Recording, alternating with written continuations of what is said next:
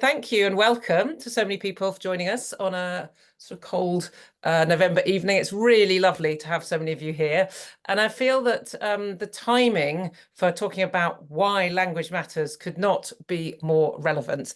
We're headed into the final throes of a really highly divisive US election campaign where gender has featured heavily alongside the personal attacks on women.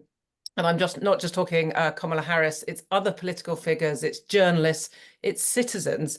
Last week here in the UK, I lost count at the times we were reminded that Rachel Reeves is the first woman to have delivered the budget. Now, is that a positive celebration or just more pigeonholing? Women, I don't need to tell you, occupy some of the most powerful positions in the world, but we're still treated differently in so many ways, including the language used around us, about us, and to us. And that's mainstream media as well as on digital and social platforms. And that can have consequences. So yes, language matters. But on the plus side, in our positions in journalism, at whatever stages of our careers, we also all have the power to change this. And by coming together, organisations such as Women in Journalism can shine a light on what others may take for granted or often not even notice, and we can push for change more widely. So I'm delighted we have such a brilliant panel of talented writers, broadcasters and journalists tonight who I know have a lot to say on the subject. And no one better than Susie Dent to chair it all. So I'm going to hand over with huge thanks from me and really look forward to the discussion ahead. Thank you, Rachel. And yes, I am Susie, not Louise, despite my name tag.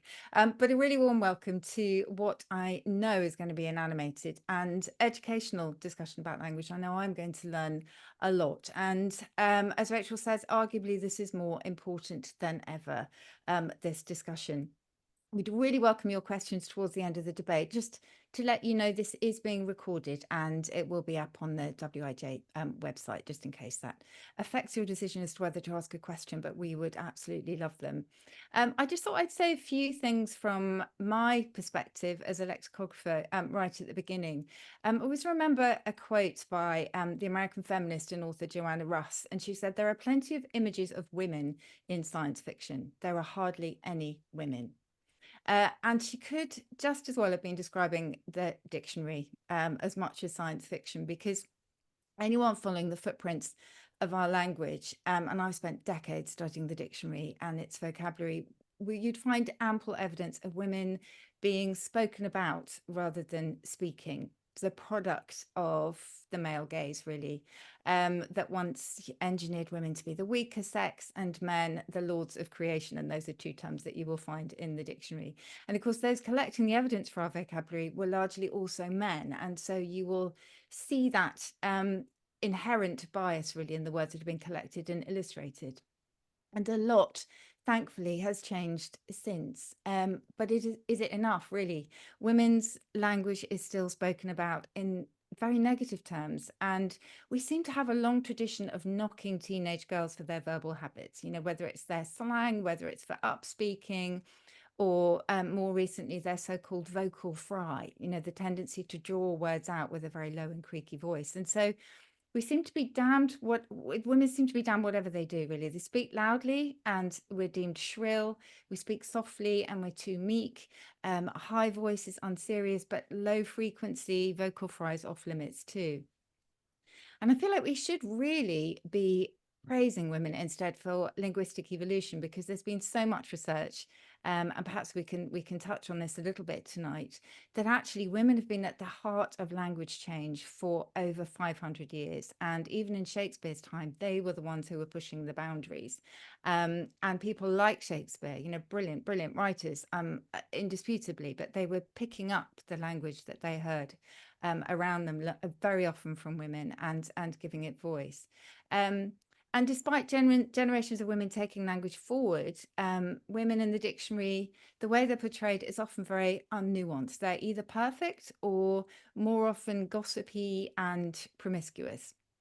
So the word harlot originally described a male scoundrel, but it quickly swapped gender when expectations of kind of loose morals crept in. And you can see the difference in social status between women everywhere. If you think of governor and governess, courtier and courtesan, master and mistress, bachelor and spinster. And you think of the adjectives that are used exclusively of women: airhead, abrasive, bolshy, breathless, curvy, frigid, hysterical, hormonal, and so on and so on. And there is so much when it comes to language to touch on: how society through language treats women, how we use language, and on the opportunities for change. And I am so delighted to be joined by some fantastic panelists here tonight. Joss Evans leads the ITV News social team. Joss has been recognised across the industry with an RTS nomination and the Drum Media Award for Editorial Innovation. They're a champion of underrepresented voices in the news agenda and in newsrooms, and their commitment to fair and respectful journalism, particularly around LGBT plus lives, have gained them a win in MHP's 30 to Watch Awards, which is no mean feat. Charlie Brinkhurst-Cuff is an award-winning editor and writer, currently editor at Skin Deep magazine, and the former editor-in-chief of the groundbreaking Gal Dem magazine. She's also the main author of Mother Country: Real Stories of the Windrush Children. Yasmin Alibhai-Brown is a highly respected journalist, broadcaster, and political commentator, writing for the independent newspaper for 18 years. She was the first regular columnist of colour on a national newspaper in the UK as well, and many of us know her from a broad spectrum of political and cultural programmes. So welcome to everyone, and thank you so much for joining me here tonight. This week, as I'm sure many of you will have seen, one dictionary publisher made brat their word of the year. And it's had quite a journey, and I know everyone hates that word, but this one really has, because in the 15th century, it was a garment made of rough cloth. And then it came to be used as an insult for a spoilt, rough child, I suppose.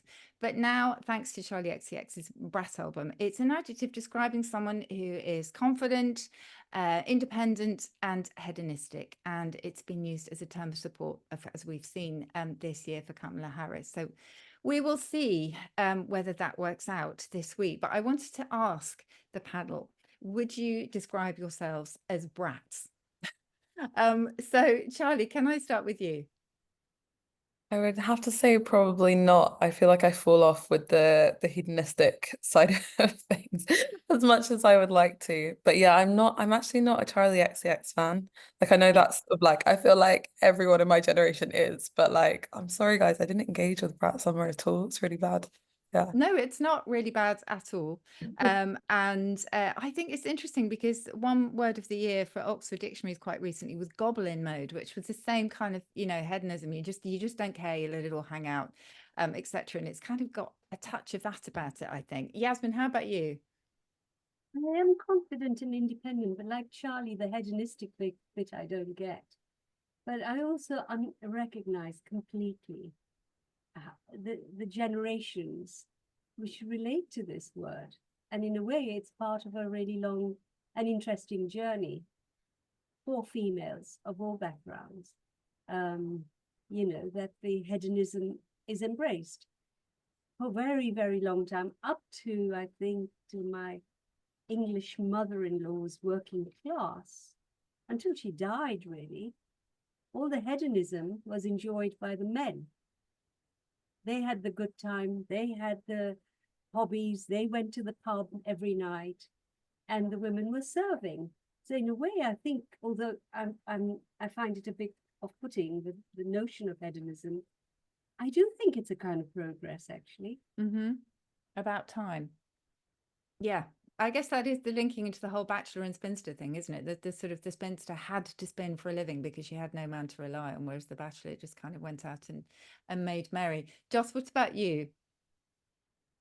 I think I dip in and out. I think I'm brat until I run out of social battery, and then I'm more cottage core and have to sit in a darkened room for a bit. I think I recently I joined a football team a couple of years ago, and certainly when we're en masse, it's very brat summer. But I'm really conscious that my biggest boss is on the call. So in a work setting, I'm very not brat. Yes. I like the idea of being cottagecore as well, and the fact that JOMO, the joy of missing out, is now in the ascendant, which I think is great, rather than FOMO. And Yasmin, you touched on a point there which I thought was quite interesting, when it's sort of saying, actually hedonism is progress, really for us.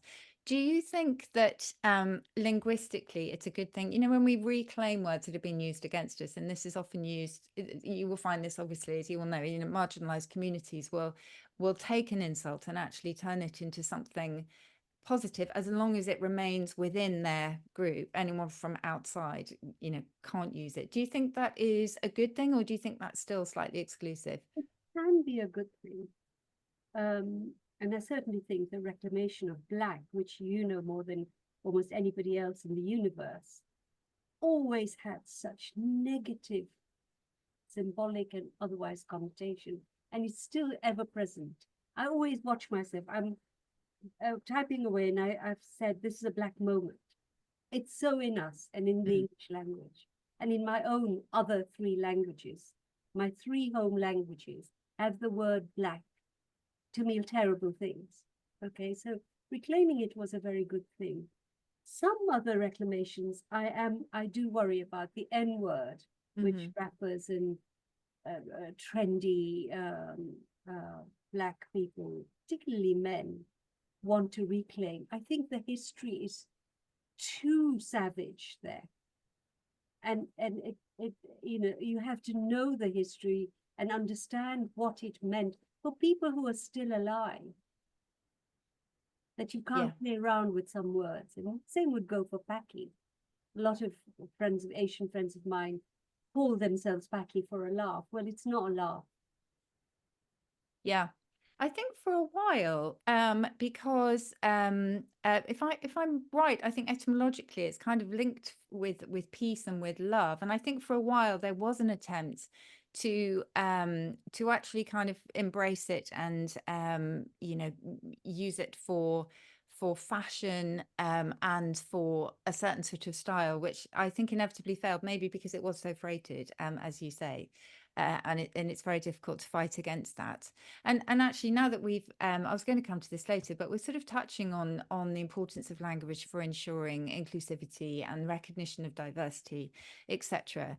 And one of the things I'm often asked is whether we are feeling too paralyzed by our language choices, and it actually, because we are now focusing so much on attention to inclusion and diversity, which is so welcome, really, but because of that focus, that actually people are scared almost to communicate because they're worried about taking a wrong step. I don't know whether, Charlie, have you noticed that at all in your line of work?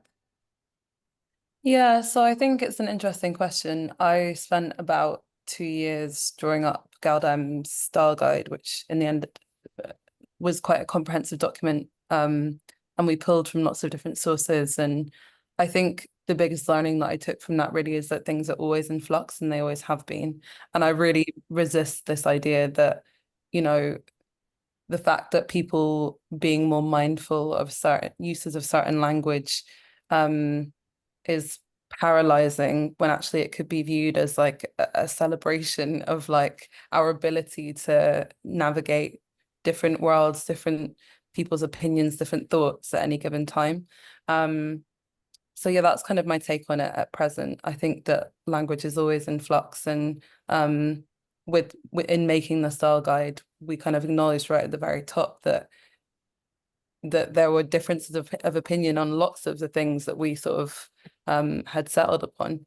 One of which being the use of the word black, actually, interestingly, because obviously in the UK there's a history of it being used in terms of political blackness, which some people, certainly in my generation, resisted against quite a lot, because they felt like it was a flattening of the Black African and Black Caribbean, Black British experience, but politically speaking had a really solid place in relation to radical politics. So I think I welcome these debates. I welcome people being mindful, and I think that I would much rather live in a world where people do take a second and pause and think about their word choices than the world I kind of grew up in, certainly as a teenager, in which I was privy to a lot of language, and harmful language, that has remained with me as an individual, and more broadly I saw reflected in the culture that I was having to consume at that time. So yeah, that's my take on it, I think. Yeah, no, I think debate is the key, isn't it? And I think as long as we can ask, and as long as we feel able to ask, how is it okay to say this, or is this going to make you feel uncomfortable, etc. As long as we can have that, then I think it's it is a really positive thing. So it is all about communication. I think if people stay silent because they're worried about using a particular term that they're not completely sure of and not feeling confident enough to ask a question, then that is probably problematic. But as you say, I think pausing, thinking, and then asking and having that discussion can be really fruitful. I just want to come in on this, what Charlie said about the word black. I would love to have a proper, deep discussion with her, because I'm of that generation where I called myself black, politically black, and I still do. And what's been so difficult sometimes, I was born in Africa. My mother was born in Africa. So in a way, there's another level of attachment to the word, but it was always meant to be a kind of front to fight against really horrible racisms of the 70s and 80s. So that if, a black woman called Joy Gardner was murdered by immigration police, brown and black people all turned up together. Those unities really helped us get somewhere. And so the word is very meaningful for those of us who felt together we were stronger. I understand it's a different world now, but it's something that I really want to discuss with younger Black and Asian women about whether we can bring back something that brings us back together again. And it's interesting, and again, I think it's all about having that debate and having that conversation, because it's so connected to personal experience. Inevitably, that's our filter for everything, and it can never be anything other than subjective. I suppose a big question, and Joss, I don't know if you've got a view on this, is with the advent of AI, which of course is a huge subject when it comes to language and its evolution, but whether AI is simply going to replicate human biases because it is being generated by humans, or whether it's going to hold those prejudices and biases up for scrutiny and actually help us. And it's a very gnarly question, that one. Yeah, and I think it's a scary one, as well as a field where there's lots of opportunity. I think, like, as journalists, we're looking now at how we can use AI, how we can use AI responsibly. But ultimately, like, it's built, there's a human at the base of it, right, who started it, and therefore it is going to come with inherent biases. And we've seen when it's being trialed that it upholds those inherent biases. There's been so many examples, especially with the AI that's generating images, and that's been called out. And in the same way that, like, organizations are called out, this artificial intelligence is already being called out for repeating those biases and those stereotypes. So I think we can't, I go to, like, various things about the future of journalism and how AI is going to transform journalism. Like, we're not there yet. We're nowhere near there. So I'm not immediately worried for my job, but we have to be treating it with cautiousness, and sort of treat it as we would any other sort of source within journalism, and be critical of it. Yeah, rather than just taking it as gospel, because we wouldn't do that with anything else. Yeah. And actually, I feel like the risk is even greater now, because if you do a Google search, you will immediately get the AI result at the top. And just in a very sort of trivial way, I did decide to test right at the beginning ChatGPT, and I asked it for some insults from the 17th century. And it came back with 5 insults, but only one of them was from the 17th century, and the rest of them were, much, I mean, some of them were 20th century. And really annoyingly, and I'm still cross with myself about this, I started to teach it. So I started to say, no, you're wrong, as if this was a kind of human interaction. But of course, it was only repeating what it had found, you know, around the web. And that, of course, is what's going to happen. But it is unmediated. But when it's right at the top of your screen, it's actually quite difficult to remember that sometimes, I think. Charlie, do you have any views on AI and how it's going to affect you directly? Oh my goodness, I'm terrified. Yeah, as in, Yeah. I think, I think, I spent the past 6 months at the Reuters Institute for the Study of Journalism, and they're doing some brilliant work around AI, and their sort of take on it is maybe a bit more optimistic than my own, and actually aligns more with what Joss said about this thing of we have to engage and we can't sort of bury our heads in the sand about it, because you know it is going to make up a significant portion of our relationship to the written word in the future, especially in the journalism landscape. But you know, there are quite a few different publications, major publications and broadcasters who are working on really in-depth policies around it, and but I just can't escape the fact that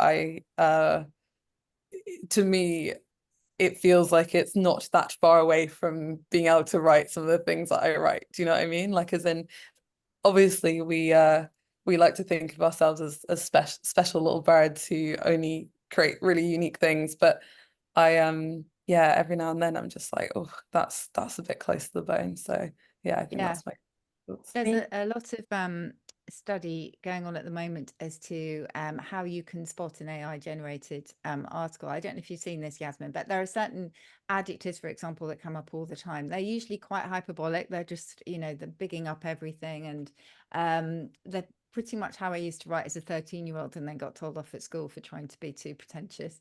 But it's the one thing I think in lexicography that might be quite good is it will be able to collect living language for us in a way that will, I mean, we already have these huge databases of current language, but we will be able to collect maybe marginalized voices more, and maybe even women's voices, because they're still very underrepresented in the data that we look at. What do you think, Yasmin? Do you have very firm views about AI and its advent?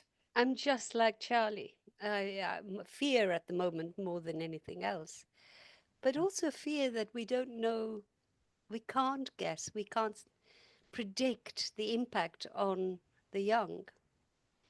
And you know, these technological advances are often brilliant. I mean, what would I do without Google anymore? It means I never remember anything. But it's quite right to have a really sober discussion on every level, from the street to high politics, about this new force that is being unleashed, the good and bad of it. I mean, you know, I can see surgery, for example, Yes, would absolutely. benefit hugely. But with language and writing, it's much more problematic. What will we do with the first AI novel? Yes. Have you ever tried? I have experimented as well with just asking it to describe my room, for example, and seeing how it comes up. And again, it's very kind of trite and quite cliched, but not terrible. So I suppose the key thing is, will we be able to spot it? You know, much as will we be able to spot the doctored images? I at the moment find it much harder to spot an image that has been manipulated rather than you know, a sentence, but that's probably because I'm so immersed in the sort of vocabulary to expect from AI. But you know, I think sorry, no, Susie. go for it. I'm pretty sure, if I'm making this up, then I apologize to everyone, but I'm pretty sure there was an example of a novel which won a prize relatively recently, which at least some portion of it was written by AI, and then does that ring a bell, Joss? It does ring a bell, yeah. Yeah. I can offer you no more context, Okay. but one to Google, and Yeah. we will get the AI response on that one at the beginning. Yeah, I'm sure. But then it's scary, isn't it? Because this was a prize-winning novel, and then I think they had to give back the prize or something, or they did it to make a point potentially. But you know, as I say, we're not that far away from that reality, and I never know. We're going slightly off topic here, but maybe someone can tell me, and maybe someone in our audience will know. But does everybody get the same response when they put a question into Google? Do they all get exactly the same AI response, or is it entirely different every time? I just don't know. Because if you were to say write a novel about, and then obviously someone would get exactly the same novel as the one that won the prize, then clearly that's going to be obvious. I'm hoping that's the case, because it will make plagiarism a lot more difficult. But we are going off topic. I did want to ask you about media coverage. You know, we work in the media, and we are still very likely to see if a woman's name is given, you will see her definition. And obviously, I'm all about definitions. It's age, and then very often it is a role related to other people, so daughter, mother, wife, etc. And the same is not always true for men, particularly with age. I've realised. And I wondered if you had views on how we challenge that kind of patriarchal view in media coverage of women. And Yasmin, can I start with you, because you have, I'm sure, much experience of this over the years. Well, of course, it's been going on such a long time, and the age thing used to really bug me. Yeah. Because I'm really very old, okay? And You're not very old. I know that I work in a profession which is not kind to older women. Older men are fine. So I didn't mind that people knew. I mean, every birthday, my birthday's coming, the Guardian will say how old I am. And it'll really upset me, because it'll make me think, oh my God, they'll all know now. But in the last 2 years, I've been saying it myself. Yeah. On every platform. This is how old I am. Okay?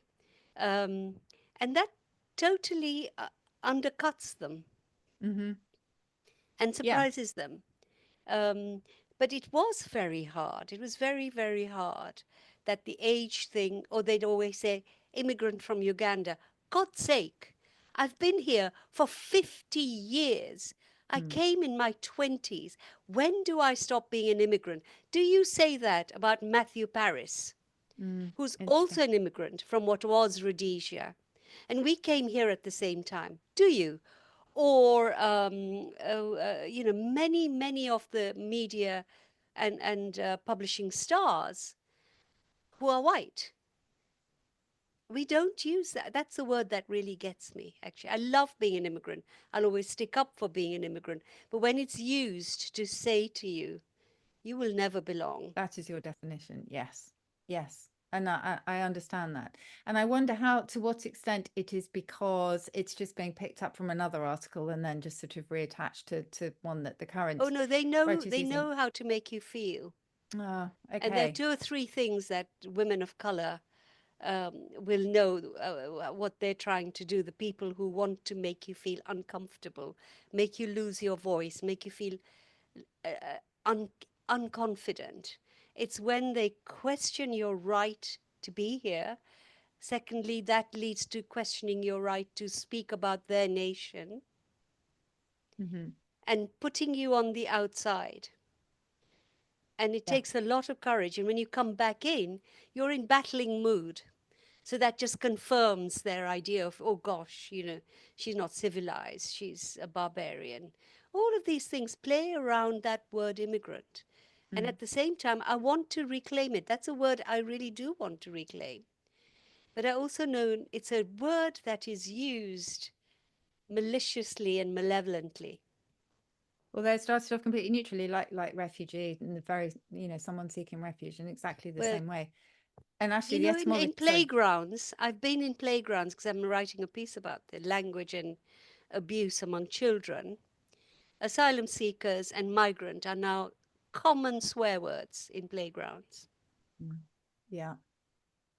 Young children. I was thinking what you were saying etymologically. Well, I was thinking etymologically, as I always do, about the word barbarian, because it was essentially supposed to be a replication of how foreigners spoke. The ancient Greeks thought all foreigners just spoke in some language like ba ba ba ba ba, so they called them barbarian. And so they were the foreigners, just as rhubarb was the foreign fruit, etc.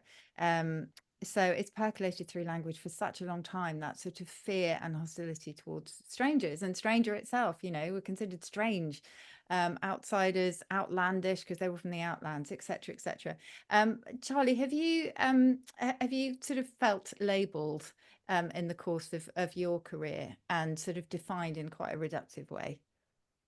I mean, yeah, of course. But I think the thing that I've been thinking about most in terms of language and journalism recently is not so much about myself and more about the people that I'm reporting on. So when I was at the Words Institute, I was looking into how the media reports on missing people and how we can improve our coverage of missing people, and especially kind of looking at women, because those are the stories that tend to end up getting the most coverage, for better or for worse. And I think one of the really interesting things that I pulled out with that is that I think it's quite commonly known at this point that there is like a phenomenon called like missing white women syndrome, where there'll be certain cases of missing women, like let's say Gabrielle Petito in the US, or Nicola Bulley here in the UK, where we will see an excessive amount of coverage, a lot of social media sleuthing, all this kind of stuff. But what we don't talk about quite as much, I don't think, is the nature of the type of language that is used in different types of coverage. So we're often seeing some types of women through the vector of innocence, and words like angelic and all this kind of stuff that are often used. And mother is a huge one that is used. If a missing woman is a mother, then that is often like really heavily highlighted if they were an attractive white woman. But then on the flip side, you have women who don't, perhaps for various reasons, whether that be race, whether that be sexuality, whether that be the type of job they do, if they happen to be a sex worker, all of these things, they'll be described with really salacious language, and it prevents, I think, the audience, or maybe unintentionally by the journalists, sometimes intentionally by the journalists, it kind of prevents us from seeing them in this same light as a victim. And therefore, in my opinion at least, like has a sort of knock-on effect in terms of police response, the likelihood of that story kind of being disseminated widely, and therefore potentially the public being able to help with finding that person. So I think that's what I've been thinking about in terms of language and journalism. And I'm really sort of passionate about like us as an industry, again, I guess just being mindful of our word choice around people of marginalized backgrounds, I guess. Yeah. Can Joss, I just add a little bit of something that's really been exercising me, is the way, there's been a lot of discussion whenever I'm on television. We discuss this a lot about the limits on the benefit cut at 2 children. And the language that people use, especially those who phone in, it's always directed at the mother, the feckless mother. Why is she having children when she can't afford to feed them? Why should we pay for the mother who is shoplifting? And it's this demonization of the lone mother, which has become so normalized in our society now. And it's really frightening to see how many women phone in, especially when I do the Jeremy Vine shows, how many women use that kind of demeaning language when they're discussing against other women, the benefit. Yeah. I hadn't thought about that context actually. And I wonder, Joss, do you find, I'm assuming here in a hugely stereotypical way, but do you use TikTok and so do you think that those kind of newish platforms are actually making progress when it comes to definitions? Or, I mean, taking aside, I suppose, this sensationalism that's around cases like Nicola Bulley case, but in terms of how women are portrayed and whether or not it's been an empowering medium, really. Yeah, I think it's like such a muddied field. I think for all of the like creators or organizations or brands that are having a positive impact, if I'm being realistic, I think you've probably got 10 who are having a negative impact. I think the challenge of the space is that it's short form. So like we're constantly thinking, we're taking a really complex story and we're thinking, how can we sum this up in 20 seconds?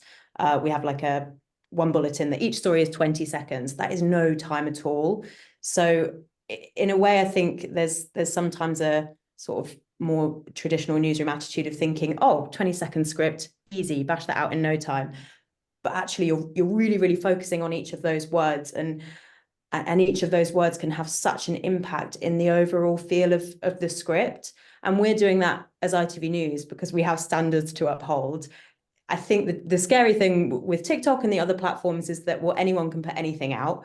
And at the moment, there's not a huge, aside from a blue tick, which is quite easy to come by across all of them now, it's really hard to, as a user, to differentiate who has put the effort into choosing those words and having those discussions and knowing their impact, and who's just putting out anything because they can, which is on the one hand a great thing.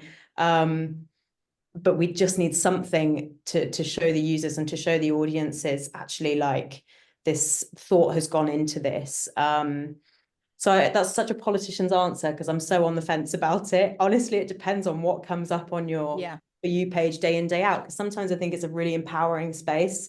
And I think some trends can be really empowering.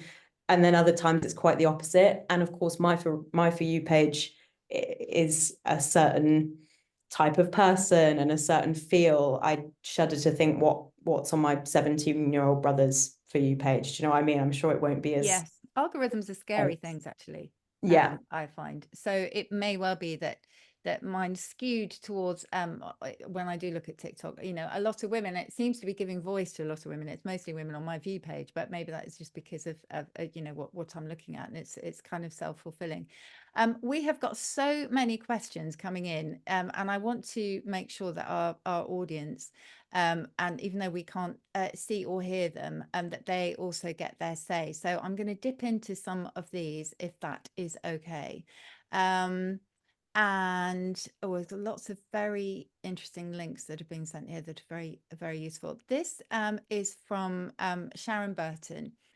How do you think women who write can counter the inherent male bias towards the male voice in AI due to the source material available to AI? Is there a danger that the female voice, which has only become more voluble in recent decades, and rightly so, being once again eroded and silenced? That's an excellent question. Charlie, do you have a view on this?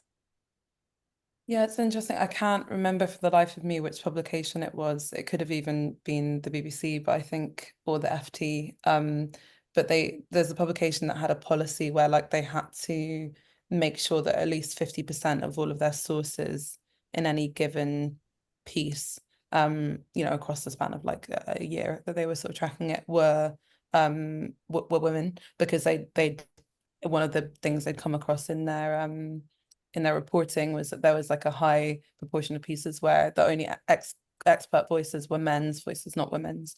And I think that in terms of AI, I don't have the answer to that, but in terms of journalism, I think keeping data on these things is incredibly important, to make sure that we're not just falling back into these old patterns of only uplifting certain types of expert voices and ignoring women's voices. So yeah, in terms of AI, I guess that's a question for the people who are yes, those creating it and generating it. Absolutely. I suppose we are, because in language is a democracy, and our content, I suppose, is being generated by us. So it'll take all of us to decide. But I suppose that's the fear.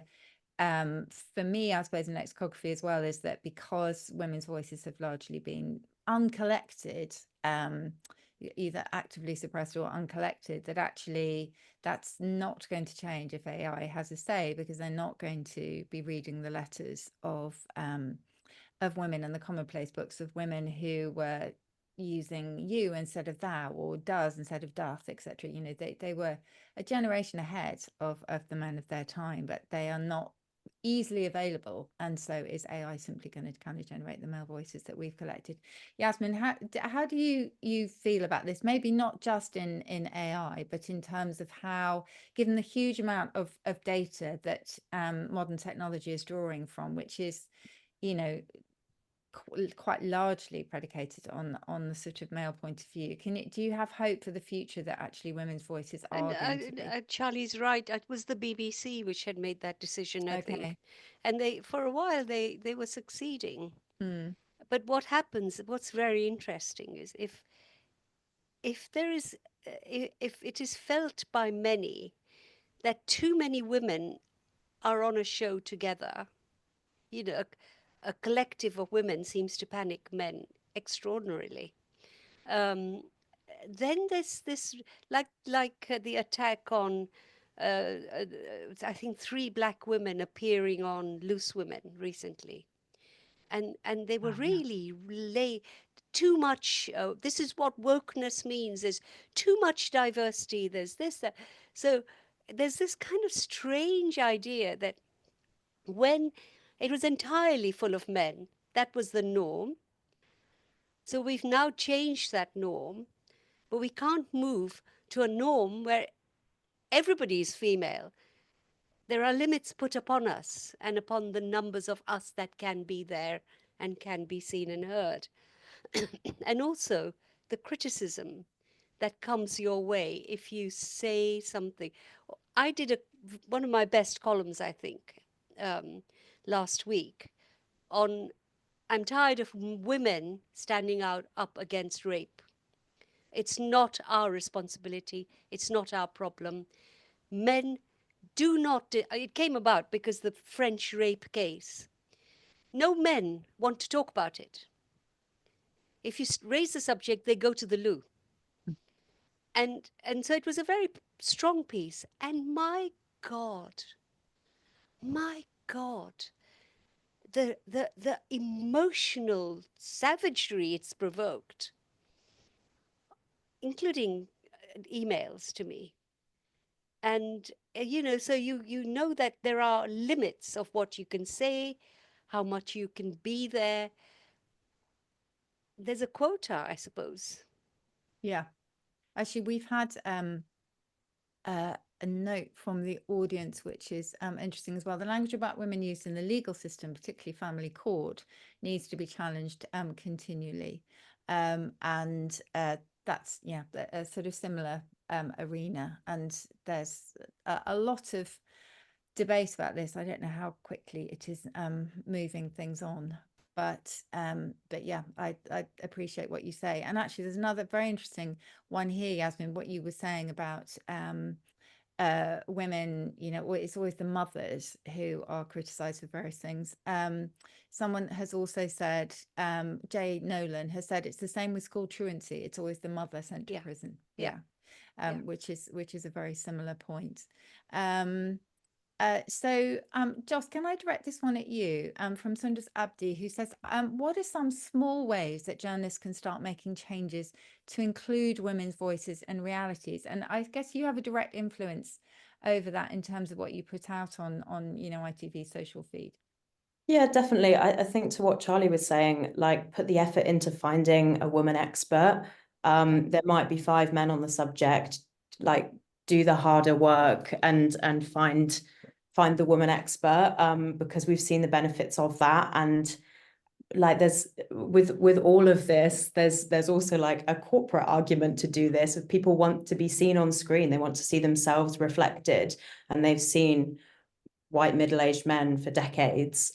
So let's shake that up a bit. I think especially in the social space where it's really a celebration of identity and who you are, and sort of wanting to see that mirrored back at you. So I think doing that extra work, I think listening to the people in your newsroom, we were saying about AI, is that going to reset the voices that are most prominent? I think this industry's worked really, really hard to have newsrooms more reflective of the audiences that they're trying to reach.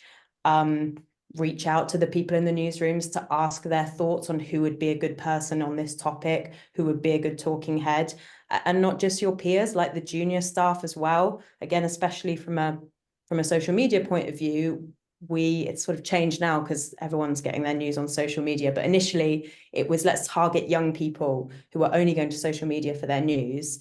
Well, again, they want to see someone who's more their age. And there's plenty of people to choose from there. So I think it's like using the resources that are already available to you, using the people in your newsroom, having those conversations, which goes back to what we said at the very beginning around like being scared to ask the questions about what language is right. Like, don't get me wrong, it shouldn't always be on women and minorities to educate. Yeah. Like journalists as well as anyone else have to take responsibility for that as well. But there's plenty of resources available that can help you promote those voices that we're not seeing as much. Yeah. Which is quite, in some ways, that's very reassuring that such effort is going in, even if it is, you know, just a start. Charlie, I've got another question, which I think is one that I should address back to you, because you were talking about missing persons and how they are defined depending on their background, etc. This is from Zainab Amer, who says, when being mindful of language used about the people journalists write about, e.g. missing people, do they have a say in the language used? I'm interested to know if people being written about have a say in how their experiences are reflected through language. I mean, obviously, if there's a missing person, that's not going to be the case, but generally, do the subjects of articles have a say at all?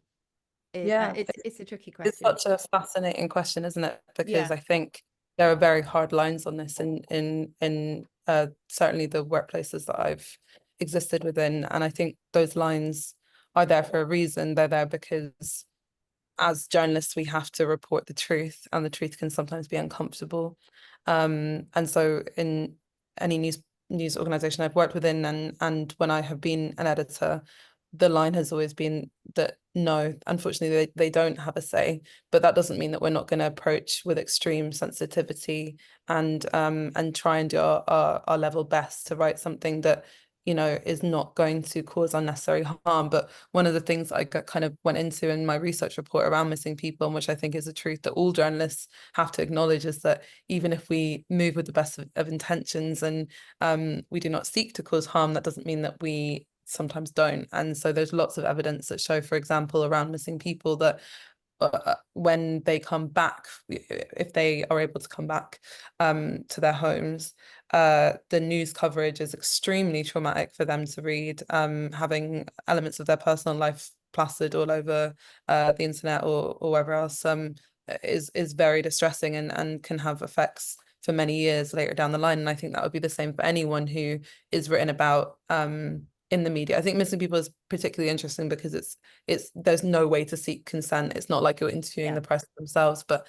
I do think that, yeah, as journalists, we have to not sort of pretend like every part of our reporting is going to be net good, even if we want it to be. Like, it can be the right thing and it can be in the public interest for us to report on something using particular language, but that doesn't mean that someone won't get hurt in the process. So yeah. Yasmin, thank you. We have a question here, which is where your article, this is from Patricia, where you wrote your article on rape, because they would like to It's in the I newspaper. What I might do is send a copy to Kate, and you can put it up on the Women in Journalism website, because I think it's such a big issue, the rape. But one of the things I wanted to put into the pot is how complicated all of this is. So this whole thing about Kemi Badenoch and her leadership, it's been very interesting the last 24 hours, because I find it fascinating when the right embraces anti-racism, which I think is sort of a kind of progress, and then you realize that actually they're very partial in the way they're embracing. So they're defending Kemi against Dawn Butler, who said something which many people think she shouldn't have said. I don't agree with that, but that's another issue. But it seems to me very interesting. How do I, who I'm very critical of people like Suella Braverman, Priti Patel, and Kemi Badenoch, in the way, the language they have used about migrants particularly, and what they say about other cultures. Kemi Badenoch has said, you know, some cultures are of more value than others, and we shouldn't take in people from those, all that kind of thing. How do I talk about her without replicating the racism which I'm sure she has faced? Do you see what I'm saying? Yes. So that becomes more challenging. And it's a very, I can see it's an extremely sort of gnarly situation, because you neither want to betray but nor condone. I can understand that. I'm sorry if I'm skipping over these. Also, I realized, I hope that I am attaching the right name to the right questions, and that I haven't, because they're sort of at the top rather than at the bottom. So I hope I'm doing this right.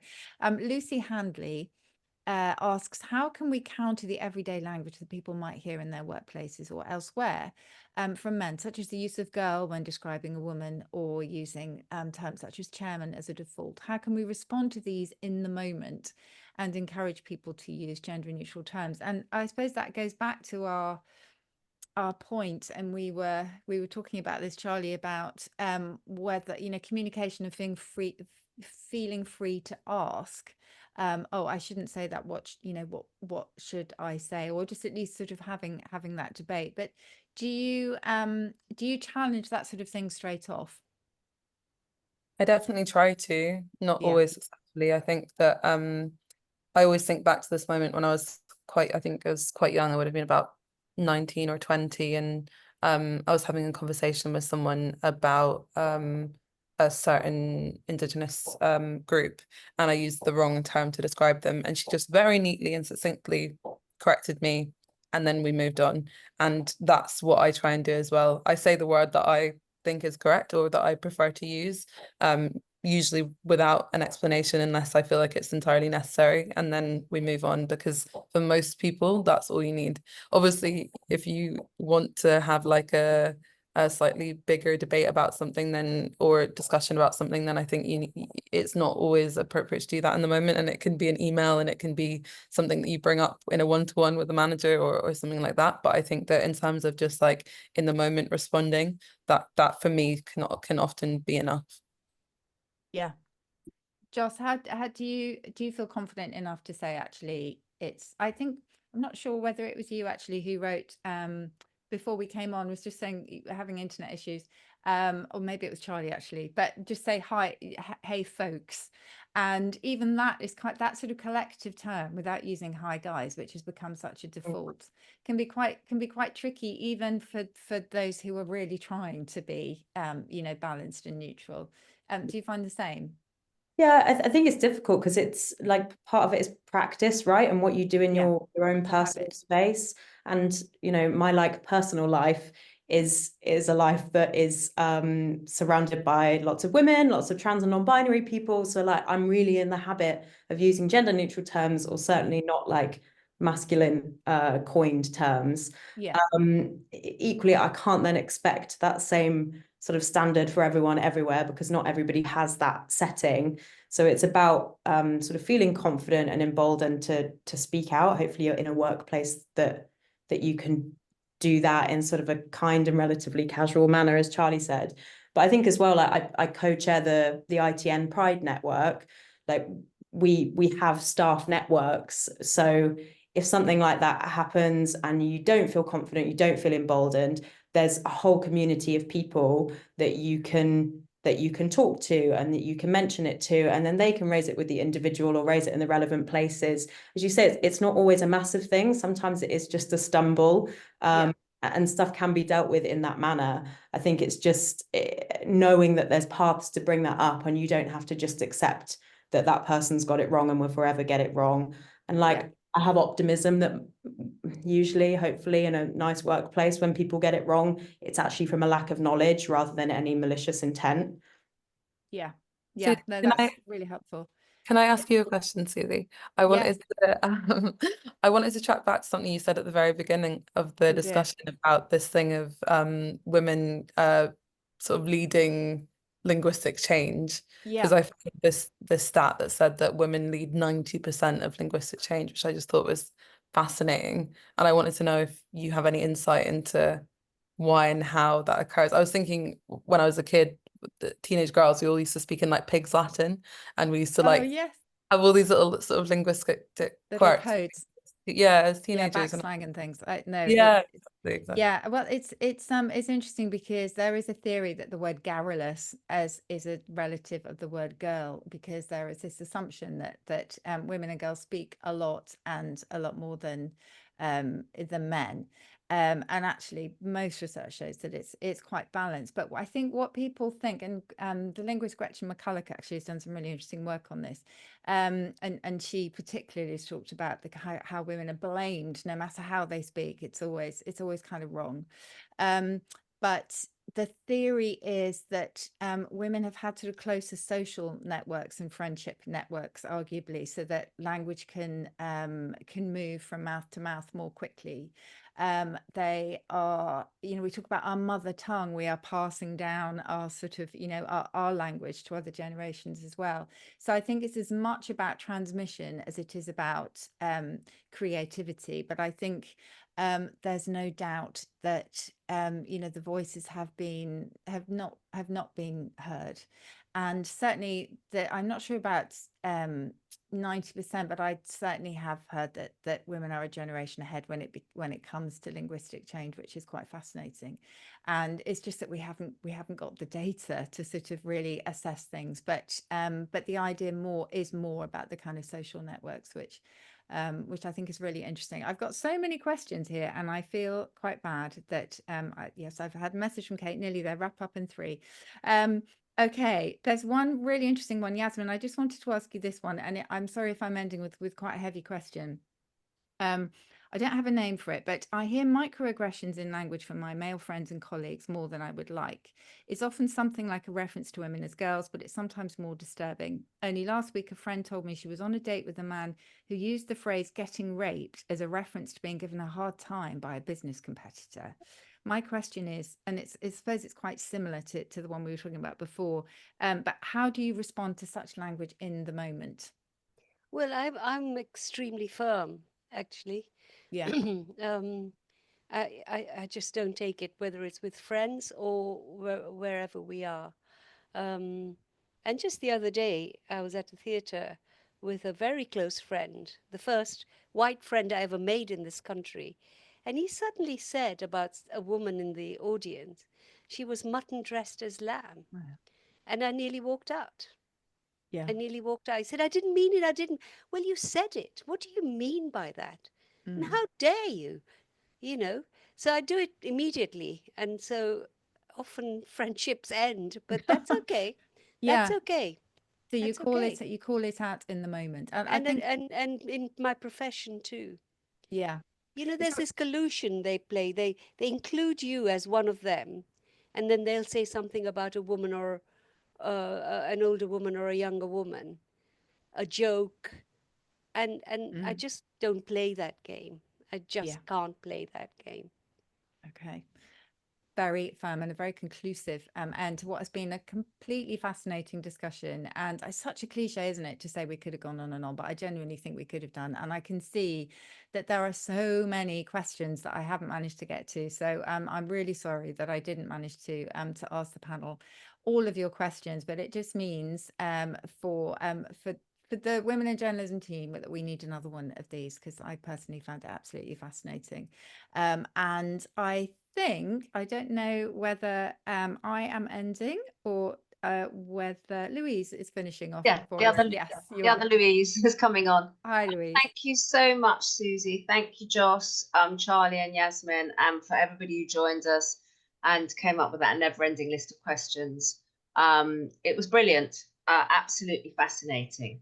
I know some of you have joined us today are members of Which, fantastic. But if you're not, please do go to the website and sign up, as we've got lots more events like this that are as interesting as this, and we'd love your input. So thank you, everybody. Have a great evening.